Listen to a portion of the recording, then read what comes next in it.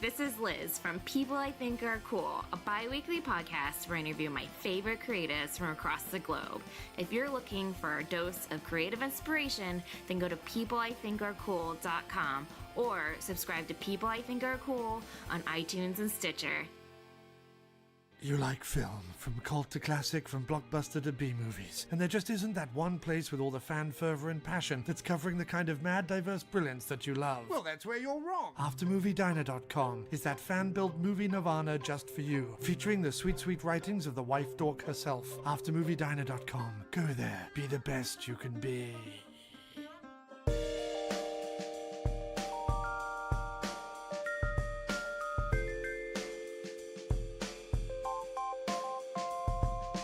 You are listening to the In the Mouth of Dorkness podcast, the official podcast of the Alamo Drafthouse, Winchester. Welcome to another edition of the In the Mouth of Dorkness podcast. I am your host, Brad Gullickson, the Mouth Dork, coming to you right now from the Dork Cave alone. But do not fret, because I am about to be joined by two of my fellow dorks, Darren Smith and Billy Dass. We are going to magically transport back to the Alamo Drafthouse Winchester projection booth to talk to Stuart Harmon, the director of the new documentary, The Money Stone, which is a coming-of-age story of two boys fighting for their dreams among the deadly gold mines of Ghana. That is the basic plot description on Harmon's website, and I think that's a pretty good one going into the film. It's about a lot more than that, and it is a thrilling and emotional experience that I would highly recommend when you have the opportunity to see this film. We certainly enjoyed it very much so. We're going to roll right on into this interview, and I'll be very curious to see if Darren edits out the intro, the very casual press record intro that we did with Mr. Harmon at the Alamo, or Darren is going to edit out all of that silliness and jump right into a proper, serious conversation with Mr. Harmon. Nothing goofy or weird about it. In the interest of full disclosure for our listeners, you should know that Brad here had at least 2 full Founders Barrel Runner beers before starting this conversation, and they most certainly had an effect on the talk and his speech, because he's a goof. So without any further ado, let's pass the hosting duties back to Darren and get on with this really nice conversation with Mr. Harmon about the Money Stone. So there you go, Darren. Take it away.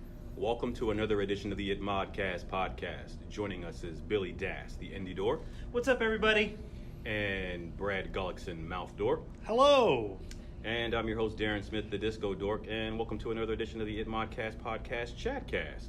And on today's episode, we have with us Stuart Harmon. Thank you for joining us. Thank you, guys. Stuart Harmon is the director of a documentary entitled Money Stone. And we just finished watching it. And I don't know about you guys, but I have feelings. I was not prepared. And you got me nervous. I do want to say, I first want to congratulate you on a strong piece of work. Thank you. And I guess we want to talk about how we came to this particular moment and the process of this documentary. Yeah, well, first off, you're going to Ghana to film the story of the gold mining, or I guess the illegal gold mining that is occurring within these communities.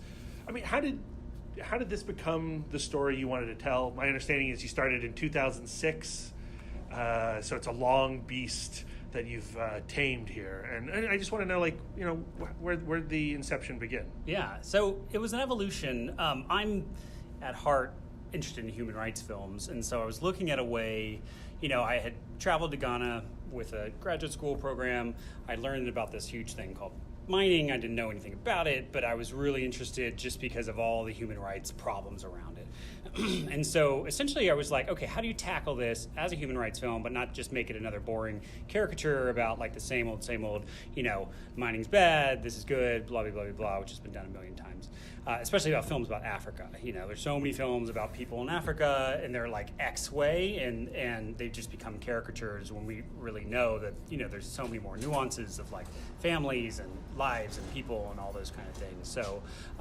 So I was really drawn to the illegal guys because I thought, okay, this, first off, it's just kind of cool that they're doing this.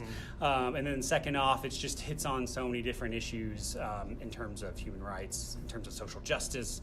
Once I got a chance to meet some of the young people, Justice was the first one who I met, actually. And I thought his story was so interesting. He was so interesting because he was like, even within his little mining group of guys, he was different a little bit. So I was like, okay, these young people are really interesting. I want to follow Justice for a while. And then I kind of want to actually see the other side of the kids who stay in school, and kind of compare the two and see, actually what happens as a result. And it kind of just grew from there, really. And so you're starting with Justice's point of view. You eventually meet up with Maxwell and his family. So you've got the mining side, and then you have the schools that are trying to educate the children and steer them away from mining. But what I thought was interesting about your movie, when I read about it, I think like you're saying, you've seen documentaries, you've certainly seen narrative films that sort of tackle the poverty and the situation that people have in Ghana, but it's not misery porn, and it's not fetishizing any.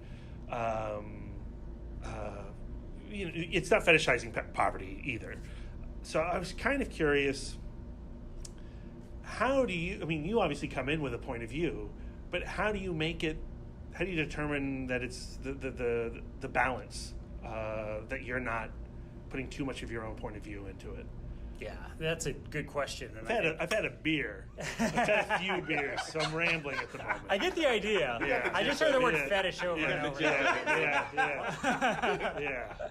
No, it's a good point, though. I get the point, the ultimate point that you're trying to make there. I think it's something, when you're working on a film like this, you're constantly thinking about, or you should. Different filmmakers have different approaches. Some put a much heavier hand on it, Mm-hmm. I tend to try to back off a little bit in terms of like making a judgment about good or bad or whatever it is, because it's not that easy. And so a lot of it actually happened in the edit as well, because we ended up getting a lot of things that were pushing it in a certain direction that kind of brought it the way where it felt unrealistic or unnatural. I'm trying to think of a specific situation. Like even, okay, let's take for instance the scene where Justice gets an STD. There was a decision, okay, do we want to show this? Do we want to show that he's been having relations on the outside? We don't want to, make him look like an asshole, but also like, you're a young guy, you're in camp, you got money, you're going to fuck around. And so, it's a balance. I wish I had like an exact answer. It's a tough answer because it's something that you do think about, because I will say our ultimate goal was not to fetishize the poverty, and also just try to like make that just really more the background, and just look at these guys as just guys and young people. How much footage did you have to sort through in the editing process to do this? I mean, I think we had about 100 hours, somewhere between 90 or 100 hours, something like that. And we ended up filming other stories too. We filmed another mining guy, but we just didn't get enough. We didn't follow him for long enough time, but he was a guy who worked in like the what do they call it? Like the refining process or whatever. And his story just never really picked up and went anywhere. And so, there was a lot of like loose ends until we found out, okay, these are characters that are really, things are actually happening with them, that we want to follow. So, well, that's that's a ton of footage, and you filmed for a long time, or at least you filmed in bursts over the course of a long time. And you're talking about writing it in the editing, finding the narrative there. When you're on the ground shooting everything, when do you start to feel like comfortable, like you actually have a movie here, or you just have the confidence that at the end of the day there's something to find? That's a tough question, and I think the whole time you always wish you had more time to film, especially with a project like this where you're having to travel. You're shooting for like over a span of a couple years, right? You're still like, because you're like, oh, I missed this little thing. Like, if I were there when Maxwell's, that's a big giveaway, but there's some big thing that happens Right, after I film with Maxwell's crushing, family. yeah. And you're just like, it would have been great to follow that. However, we actually captured them at a point in time. And that's what we were looking at, is kind of that point in time where they had these kind of bigger decisions to make. And so, like, how are they going to make these decisions and then live with the implications of these decisions? And so, that was a good question. I think when I came back several times, I was always freaked out, like, oh my God, we didn't have enough. And then you get into the edit, and you work with a really good editor who's really like a writer and works with you, and you're like, oh, actually, this is where the story is. There's so many other little strands going on. I'm trying to think of, we had a million other little storylines that we ended up having to just shed because they were just getting way too complicated. There's a lot more footage we did with James, the NGO guy, but then it just didn't really go anywhere. He was more of a catalyst rather than like the lead character. He was more of like a chorus voice rather than like the main guy. And so, that's again a good question. I think you just go in. Look for those moments where there's some kind of character development, and come back, take a look at your footage, make the decision: do we want to go back and try to raise money or work with what we have? So, how do you do like pre-production? How do you do planning before a trip to go down and capture this footage? Because the logistics has to be crazy. It's right? horrible. It's horrible, actually, because both of them too were like not near an airport for one thing. Yeah. Like, to get to Maxwell's area where this organization was working was like you fly into Ghana, which normally there's a layover, and then you have to fly on a local plane to the small place, and then you got to take a 2-hour drive to the main city, and then you got to hire a local taxi to take you to like the small little mining site. And so it's like many steps to get there. And so normally you just have to you have a budget, and you're like, look, I've got 3 weeks I'm going to be there, or a month or whatever it is. I think our time frames always varied. Some were like 6 weeks. We'd kind of go back and forth, and so it depends on. And then we have to travel between the two areas as well, and it's an overnight bus actually to get between the two areas because the roads are so bad. So you essentially just give yourself a block of time and just pray that it all works out. But I still feel like with documentary, there's always a certain amount of like serendipity that always happens. When you start asking questions, it's always that balance because you don't want to push things and make things happen. But once you start asking questions, then people start responding to those questions. And so inevitably, Maxwell may go and ask his teacher or father something. So you ask him a question about X, and then he's like, wait a second, maybe I really actually want to do X. And so then it's gonna kind of spur him on to do that. And so things tend to, just in my experience, unfold as you're there.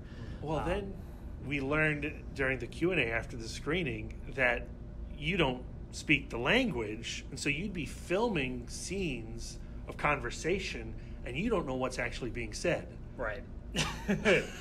That's tough. Like it's how really does that tough. work? Yeah, it's Knowing really if tough. what they're saying is something that's pertinent to the narrative, or And sometimes we find stuff in the edit that we didn't even really know that they said on the ground. And we're like, holy crap, we got lucky. Well, like that, there's a conversation between a guy who's trying to recruit Maxwell for his mining operation, while Maxwell is hitting the books, and that's the equivalent of a drug dealer coming on the school grounds, on the playground out back, and coming to a kid and be like, why don't you come out and hang with me and make money with me? That's nuts. And it's such an epic moment in the film. And like, when did you know you knew what was actually transpiring in that scene? I mean, luckily most of the people are fairly pretty nice, and so you start filming, and then they start talking, and then they'll talk for a while, and then you'll just kind of say, hey guys, can we take a pause? And we'll step back with our taxi driver and be like, okay, what happened?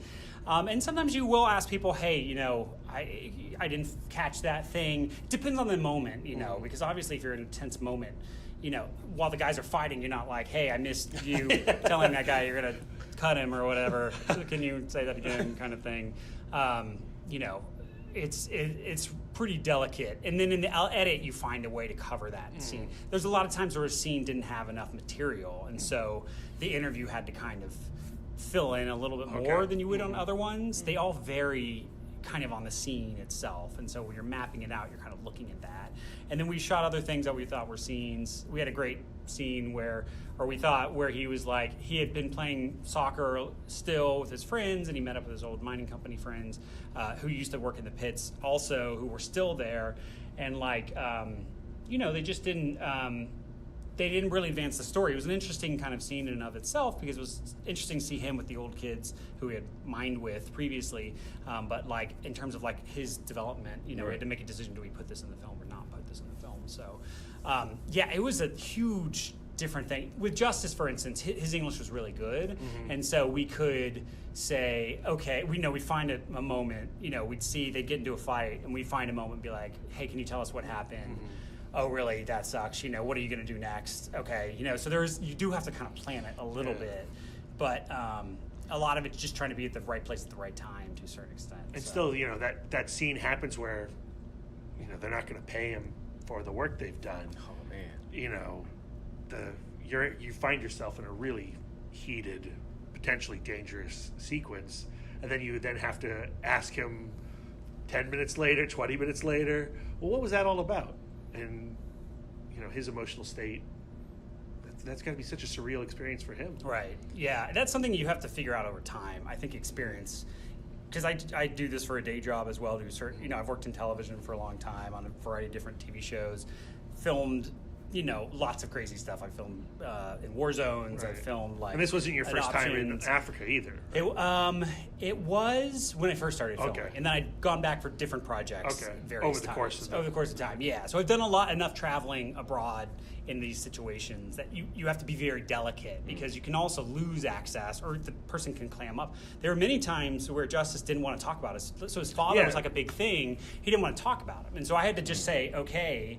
You have to find that time when are you going to push and when are you not going to. And so and as he got older, he wanted to talk about his father less a little bit. He was more open when he was younger, but as he got older, he was like, I think he started to understand, the implications of what we were doing a little bit more. And so it was a little bit of delicate. And a lot of times you have to level with people and be like, look, I know you don't want to talk about this, but for us to understand what you're going through, we have to know what you're going through, right. And if you clam up and don't tell us, and then the audience would never know and they'll only see one perspective of things. So it doesn't always work, but sometimes it's the way to go. So, yeah, it's a case-by-case basis, Maxwell was always just very kind of like, he wore his heart on his sleeve, so he'd just kind of, he'd be really upset, and he'd be like, I'm upset, Yeah, and he's 15, right? 15, he was either 15 or 16 when we first started filming with him, so, he was a little bit different. How old is he at the end of the So he ended up advancing maybe a year. Let's see. Yeah, we filmed him in a shorter time frame because we caught him at this specific time where he was just going back to school, and then we wanted to follow him over the first several months of when you're adjusting is like the hardest. Right. And so we ended up filming with him a shorter time frame than we did with Justice, who we ended up kind of following it over a long period of time. So a little bit it was by budget and production and a variety of different things, but we kind of found we had enough based on the time we spent with him versus the time we spent with Justice. So, it's a delicate thing. Like even James, we'd have him walk into these communities and wanting to talk to people, and there were some people who were in really bad shape. They're like, I don't know. One time we made this mining kid start crying, and I felt terrible about that. Because he lost both his parents. He literally had like nothing. And we were asking him questions, and he just started breaking down. And we're like, okay, we gotta, the instinct is like, this is great material, right? And obviously, we'll film a certain amount of it, but then at a certain point, you have to step back and say, this is a child. We have a responsibility here, and he's going through a lot. So yeah, I mean I can't imagine being in your position, right, where you're collecting information. You're putting your film together, but you're also in the thick of it with these people, and you're living alongside them for a long time. The desire to help would be immense, right? And I still have a relationship with these guys. They're all on Facebook now. Oh yeah, yeah. So there's definitely that relationship continues. Cool. There's definitely still conversations about things, and you have to kind of make that choice. Interesting. And you try to talk about film and what it's going to do for your community and all this stuff. But in the reality, they just want to. They need to eat. They need to pay for rent. They need to do whatever. So they don't give a shit about your film, really. You know, they're happy to tell their story, but they don't, you know, they're very not skeptical, because they do want to tell their story, but they, you know, it's hard for them to see the value. But then here also, comes, you know, an American crew in with a camera. I mean, what was their reaction originally? Like, how do you, you know, I understand how you got in touch with Justice, but like with Maxwell and his family, to get into their home, I mean, how did you build that relationship? Most of the time, actually, they're really curious about you as well, and so that is the plus side. It becomes a little problematic, because then they start trying to offer. They do a lot of the normal traditional stuff, or like Maxwell's dad was constantly giving us onions from the onion field. I'm like, you guys need the onions more than I need the onions, you know. But it was a really nice kind of sign of respect. Yeah. And I will say there were certain situations like, when you go and film with a chief, sometimes we had to film on like chief land. They actually had this whole system of chiefs, I guess. What do you call it? Chiefdoms or whatever. And you would have to bring like a donation to the chief, or like a bottle of liquor or something, because it's like the tradition. So there are certain circumstances where like you have to follow that kind of prescribed kind of thing. But for the most part, people were really curious, so they would come up to you. You know, the kids are constantly coming up to us being like, hi. I mean, they have a word. I don't know if you guys have been to Africa before. I have not, no. You know, every country has their word for white man, and so you're constantly... Yeah. It's actually trying to edit out of the film is quite difficult, because it's just like, white man, constantly. Yeah, and you're like, guys, please, we need to film the scene, and you can hear it. I still hear it every once in a while. The word is Obruni in the South, and so you hear Obruni. Second viewing. Yeah, right. Look for them. We tried to cut out about as much as we can, but... and even within the South and the North, the people were pretty different. You know, they have like 50 different, what do they call them? Dialects, that are there, and all these different people have a kinship to their, I hate to say tribe, because that's not exactly the right word, but they have different, the dialect is associated with a certain group of people, and they're different in how they respond to you. So like the people in the South are a lot more loud and aggressive, and the people in the North are very mild. And so in the North, it's actually sometimes a little easier to move around, because people are kind of more, I don't know how to describe it. In the South, you'll get a lot more pushback on like, don't film, you know, kind of thing. And you have to just deal with that, you know, to a certain extent. And you want to be respectful too, because you're sticking the camera in someone's face, you know. Right. And when you're filming, the poverty thing is tough, because like you need to get those shots for the film, but then you're like, you know, do you find the poorest, you know, in the cities, there's guys without legs who are on these little carts, you know, and they're going to ask you for money if you film them, and I can understand that, and it just gets really complicated. Yeah. So, how do you not exploit the image that you're getting? That's it. Yeah. And they, you know, they know you're getting an image. Yeah. It is kind of contractual, because they're giving you this image, and so shouldn't they have something in return? Yeah. It's tough. It's a real balance, and you try to have as light of an imprint as possible, but it's impossible to a certain extent. Yeah. So I did a tour in Afghanistan. Oh, wow! I was a medic in the Army. Oh, and wow! It was like when I saw that in the film. There's a scene in the film where Maxwell is at school and it's lunchtime and he doesn't have enough money to eat. This was actually brought up in the Q&A, like as a filmmaker or someone on that crew, if you're present in that situation, you know, how do you get involved, or how do you not get involved? And seeing that, immediately I thought about you and the whole crew, and did somebody slide him some money so he can get some food, or did they give him some money after the shot or whatever? Like, just that thought process, because when I was in country over there, it'd be the same thing. Like, the level of poverty is astonishing. Like, there's nothing stateside that compares to what I saw over there. And like you said, the kids come up to you, they ask you for chocolate. Chocolate? They ask you for chocolate and ink pens, and they reach for ink pens and pencils, because they're not allowed to write and learn to read and write over there. So that's a huge thing. So and you look at all of that, and you think about what you have back home, or what you have on your person that's worth more than you know, what they have, and you want to do something for the one that's right here and the one but then you realize you can't possibly, you know, help all of them at the moment, even though you want to. And if I do give this person some money, that person's going to see it, and like, what chain reaction does that start? And it's so conflicting. And then, you know, for me, I kind of feel bad for even saying, oh, I'm conflicted, but they're in that poverty. So what do they say? First world problems. first world problems, right? Yeah. Like it's no, it's true. And it's what hard. did you do in those situations? I mean, I'm sure you probably gave out some chocolate sometimes, but then somebody else would come over, be like, "Give me chocolate," and then 50 other people would. So come when over. you're a private, when you first get over there and you don't know better, you're like, "Oh, sure, here's a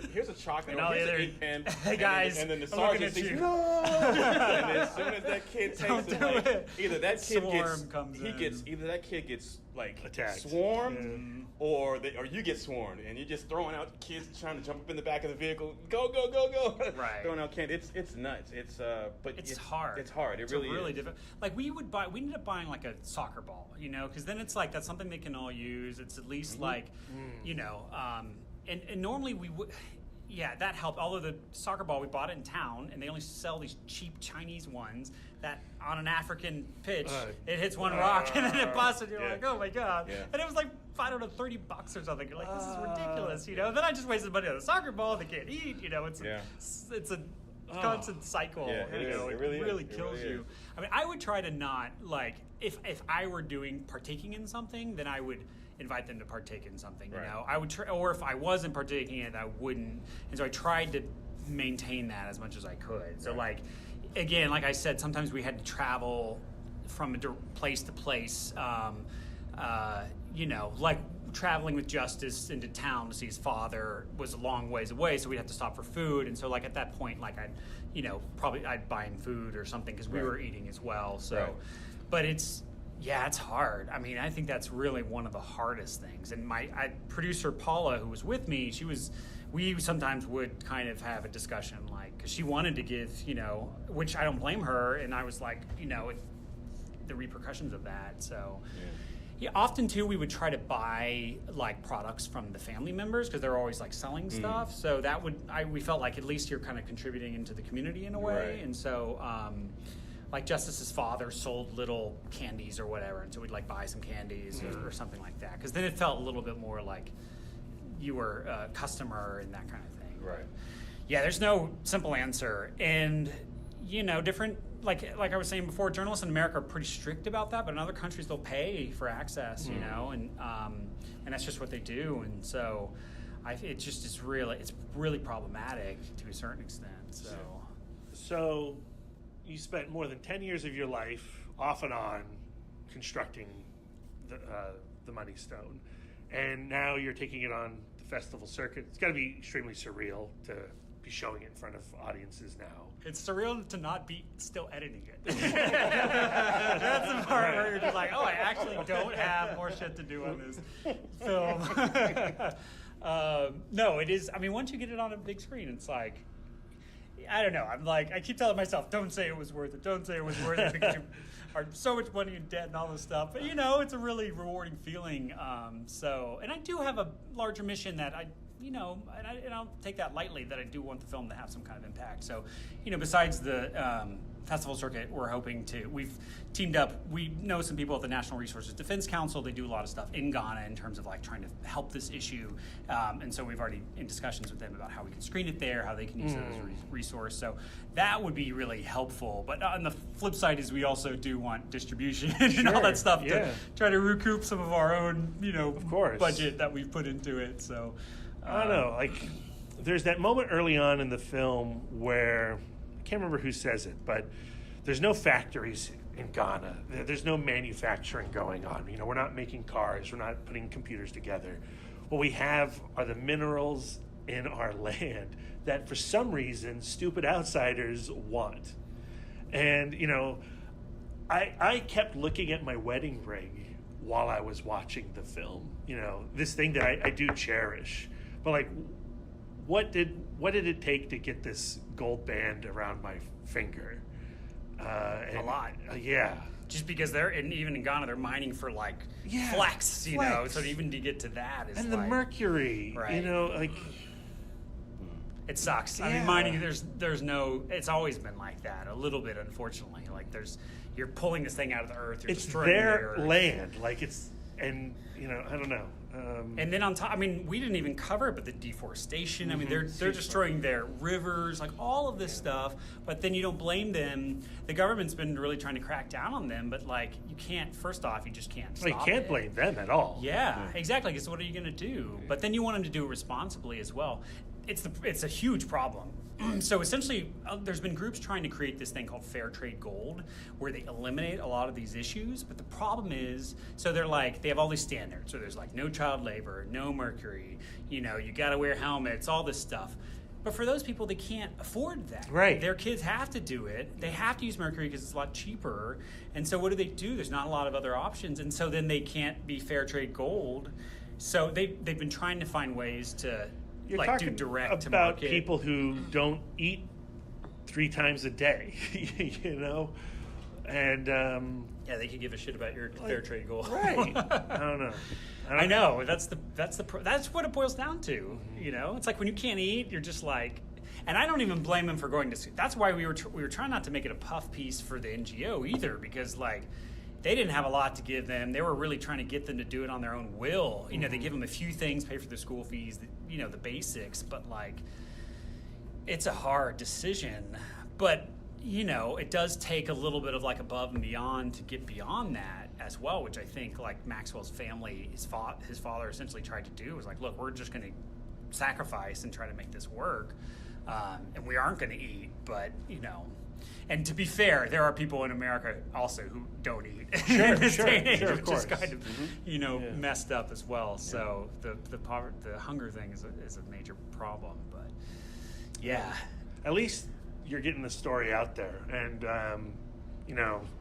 I would encourage everybody to watch the movie. You may think you have seen stories like this before, but their story continues, and as long as their story continues, we need to watch it. We need to experience it. Yeah. We've already kept you a long time, longer than we said we were going to. But Billy, did you have any final questions or anything you wanted to talk about? No, I think we've covered. I dug the movie, man. I really enjoyed it. Appreciate it. I have an education background in development, and cool. So you know all about was really engaged with the way that you presented the story, and I was very moved by it. So thank you for the time and investment that it takes to go through and put that experience on the screen. Thanks, I appreciate that. Yeah, we were trying to do it justice as much as we could. Mm-hmm. So yeah, thanks, appreciate that. Just really strongly endorse it. Find this movie and watch it. Is there anything you want to plug or? Where can we find you online? That's a good. Well, we have a website, moneystonefilm.com. We have a trailer on YouTube. Because we're in the festival, just starting up the festival kind of thing. I'm not sure what they do with trailers and stuff. Don't they like embargo them? They do. Like that? Yeah. To a certain extent. So I'm sure there's going to be ways to find it, but by the time this airs, it'll be out there. Right. Totally. So for sure. So stay up to date. I mean, we're on Facebook, we're on Twitter, we're on all those things. So we'll keep everybody up to date with screenings. Well, Stuart, thank you so much for chatting with us today. Yeah, Absolutely. Thank you guys. We love the awesome. Movie, so I really appreciate it. Yeah. Okay. And there you have it. We're back in the Dork Cave with Just Moi. My thanks to Stuart Harmon for taking the time out of his day to chat with us about his film, The Money Stone. If you couldn't tell, we really loved this movie and encourage all of our listeners to seek it out when it comes to a theater near you or lands on whatever streaming platform is smart enough to put it on its service. Do that, guys. You will not be disappointed. The film just had a rousing release at the Austin Film Festival. Check out the reviews coming out of Texas. A lot of people agree with ITMOD. This is a real deal documentary that really just floored us emotionally. And yes, we got to thank Andy and Steve over at the Alamo Drafthouse Winchester for setting this up for us. Really, really appreciate those guys and everything that they do. Please seek out the Winchester Film Club because they have the best screenings around. Seriously, we live right by Washington, D.C., and every week we get in our cars and drive 2 hours to get to Winchester because Andy and the Alamo put on such an amazing show and bring unique films to their audience like The Money Stone. So if you are in the Northern Virginia area and you thought, hey, Winchester is so far out, well, guess what? It's not, especially when you want to see some really great movies. So there you have it. Let's get out of here. But before we do, don't forget to follow all my dorks. Follow Darren Smith at The Disco Dork on all social medias. Follow Billy Dass at WB Dass on Twitter and Instagram. Follow, hey, Brian Young. He wasn't on this episode, but he's really cool. Follow him at The Turtle Dork on Twitter, and subscribe to our ITMODcast YouTube page, because that dude is killing it with his trailer reactions. Follow my wife at Sidewalk Siren, Lisa Gullickson. Don't forget about Letterboxd. She's killing it with those stars. And I, of course, am Brad Gullickson at Mouth Dork on all social medias. And until next time, dorks, take care.